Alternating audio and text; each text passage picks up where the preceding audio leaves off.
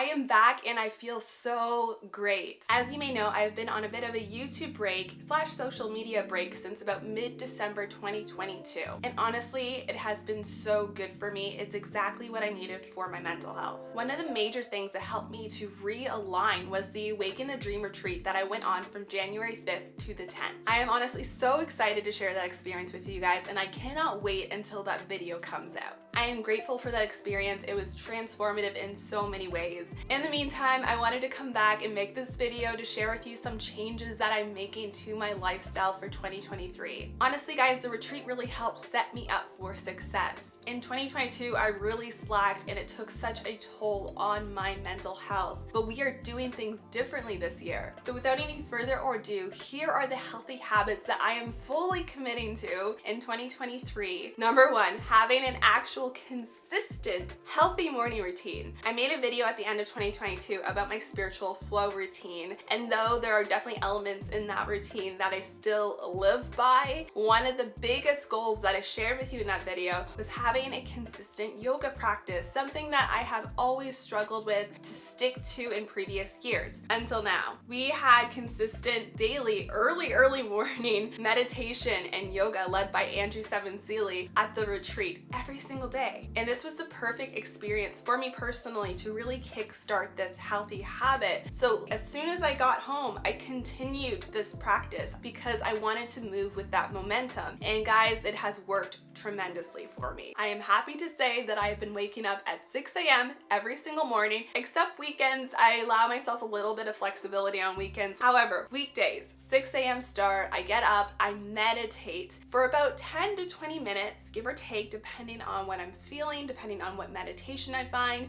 You can find free meditations on YouTube. I often use Spotify for my meditations, but there's something so powerful about meditating first thing in the morning. It just sets up your day for success. I then follow up the meditation with a yoga routine. I usually follow a yoga flow on YouTube, and depending on how intensive the yoga routine is, sometimes I will follow it up with some exercises and simple exercises that I can do in my room as well that don't require a gym. I had to find a flow. I had to find movement that felt good for my body, and this just feels so great. If I'm being just fully honest with you guys, this is the best I have ever felt during the winter time. I have always dealt with such horrible seasonal depression to the point where I had such a hard time waking up in the morning. I was feeling sluggish. I had no energy. I was unmotivated. I was sad. I was just feeling all these negative emotions. But I have to say that I am feeling so much better this year. And I'm like, how am I feeling this good and this mentally healthy and this energized during the winter season? It's insane, but it has to do with having a healthy routine, and this has really transformed my life. Overall, I've just noticed such a big difference in my mental health, my physical health, my strength, my flexibility, my balance, my stamina. Everything has improved so much. I'm not gonna lie, some days are more difficult than others. Some days it's really hard to wake up, but the fact that I have been still showing up for myself feels so good. Like, you feel so accomplished after you show up for yourself, and then after your practice is complete, you're like, I did that. I feel so great. Nothing beats that feeling. If I can do it, you can do it, guys. And you don't have to go to some fancy retreat to start this routine. It's definitely what worked for me because doing yoga in Costa Rica was magical, but I mean, there's so many other ways that you can try to like get moving with this. Practicing with others. I think that was a big part of it for me. Was I was in a group of people practicing yoga, so there was a level of accountability there, and then once I had that accountability and built that routine, I was able to bring it home. So I think that is a very important element there that really helped me. But guys, I am so happy to say that I finally have a yoga practice.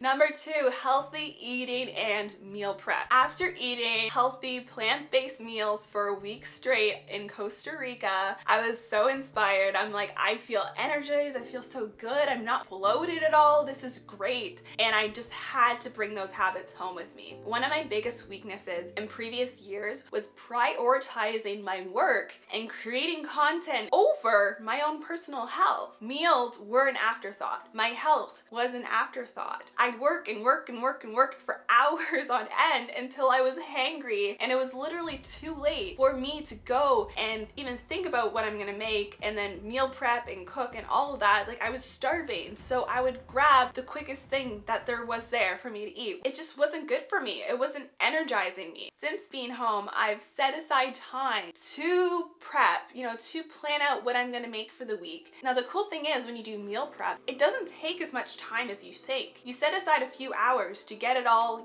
going. You grocery shop, prep it, you cook it, and then you have meals for the entire week. So yes, it takes some time for that initial day that you prepare your food, but then it's just so easy to grab throughout the week. So it still works with my schedule. I just make sure that I am setting aside that time. That's okay. It's okay for me to take a break and step away from work to make my food. And then during the week when I'm busy, when I'm working on things, I can relax knowing that in the fridge I have healthy food that I've already prepared for myself the previous day or a couple days ago. So it's been so great for me, and I've just been feeling so energized and healthy. I've noticed changes in my body, and the main thing is the bloating. Bloating is something I've always dealt with, and I haven't had much bloating, if any bloating at all. I'm trying to think of a time I've bloated in 2023. I haven't. It's been great. I feel so good. Someone who has inspired me big time recently is Gaz Oakley. If you don't follow his YouTube channel, you need to check him out. He is a vegan chef. He also does his own gardening as well, and he grows mushrooms and he does everything. He gets me so excited about food. I want to start really experimenting with more plant-based recipes, and I just have so many dreams and visions of what my garden's gonna look like when I move out in May. I am manifesting, I'm putting it out there in the universe that I want this space to,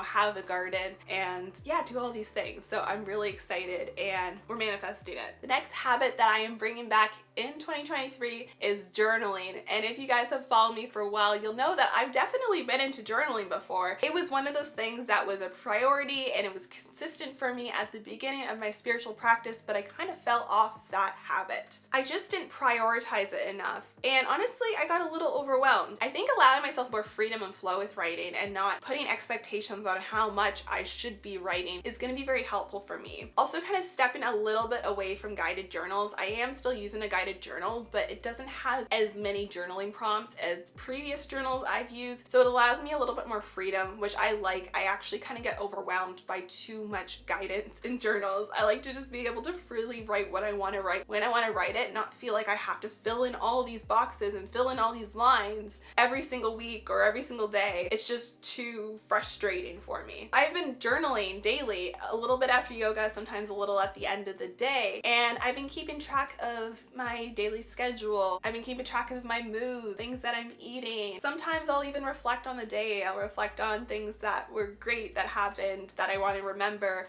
or things that I didn't like that bothered me. Or sometimes I'll write down a card or cards that I pulled in a tarot spread. I'm really allowing myself this flow and this freedom of writing, and I've really been enjoying that so much more than what I was doing in 2022. The next habit that I'm working on improving in 2023 is reading. I cannot tell you how many books I started in 2022 that I didn't finish. I read like either a quarter of them or like halfway or almost done, but I didn't quite get there. And it's not because they weren't interesting. It was because I was busy, which literally meant I just didn't prioritize reading, or I was often too tired, which literally meant I just didn't prioritize my health so that I had enough energy to read, because I was falling asleep all the time. Whenever I tried to read, I just was so depleted. Which, side note, I am noticing that everything is so interconnected, because if you take the time to take care of your body, your mind, your health, have a healthy routine, then you will have the energy, you will have the peace of mind, you will have the capabilities to do all these other things. And another thing I did was I got way too excited about just buying more books, and I know I am not the only one, because I see memes about this all the time on the internet. But are you one of those people that just like loves buying books and you just keep buying and buying more books, but then you don't actually read them, or you take a really long time to get to them? Well, that's kind of me.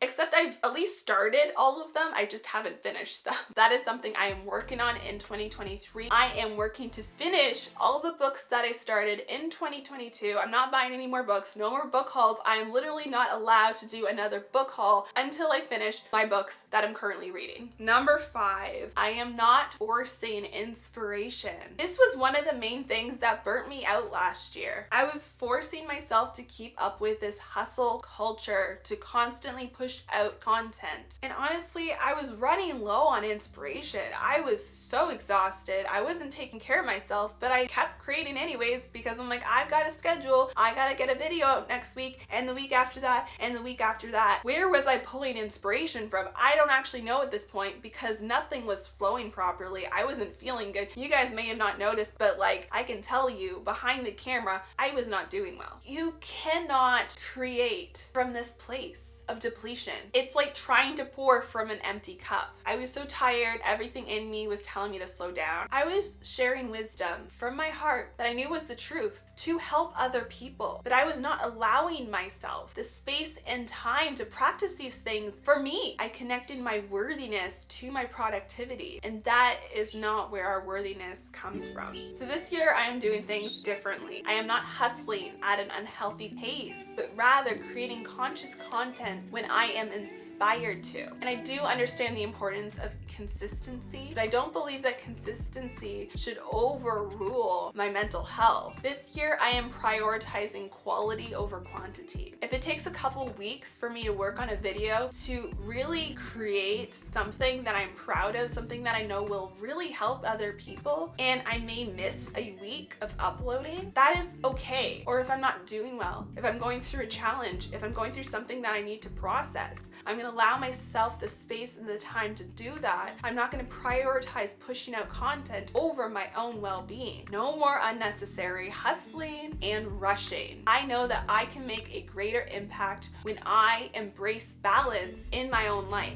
I wanted to quickly share with you guys my mantra for this year. This came up during some journaling, during some 2023 card pulls that I did at the end of 2022. And as I was journaling, this is just what channeled through me. This was my mantra. And if you guys would like to use the mantra in your own practice, feel free to. And it's definitely one that I want to remember, so it's currently written on my whiteboard in my room. And the mantra is, I continue to manifest when I slow down and rest. And it felt so powerful for me because I've had so much fear around resting because I thought that if I slowed down, I'd be sabotaging myself. But we need to slow down. We need to tap into that nurturing, that relaxing, that slowing down energy, that divine feminine energy to receive, which is also that divine feminine energy. So in order to receive, you do need to slow down at times. You do need to find that balance of working and being active and slowing down and resting. So that is my mantra for 2023, and it just feels so powerful for me. And number 6, trusting again. I honestly got so lost for a big chunk of 2022. I lost trust in myself. I lost trust in the universe. I lost trust in my own journey. I felt helpless and exhausted. Coming back to a healthy spiritual practice has reignited that trust that I held in my heart. I feel so divinely supported again, and it's because I've allowed myself to be helped, to be supported, to be guided. When we are in a bad place mentally, we do not sense this unconditional love and guidance. We are blocked. We are completely closed off from it. I feel like my eyes have been reopened. I feel like I've been reborn. The things that normally would stress me out, the things that normally would cause me so much anxiety and so much sadness and frustration just aren't creating that reaction in me anymore. I'm able to breathe. I'm able to work through that so much easier because I have that inner trust. This kind of trust isn't something that comes easy. I had to work to get here. I had to do the inner healing. I had to do the shadow work. I had to do the releasing to get here. Allowing ourselves the space to reflect, allowing ourselves to be more conscious of our own thoughts. Part of having a deep trust in the universe is having a deep trust in yourself. And you cannot trust yourself if you don't consistently show up for yourself. And that is one of the greatest lessons that I have learned. So let me ask you, how are you showing up for yourself today?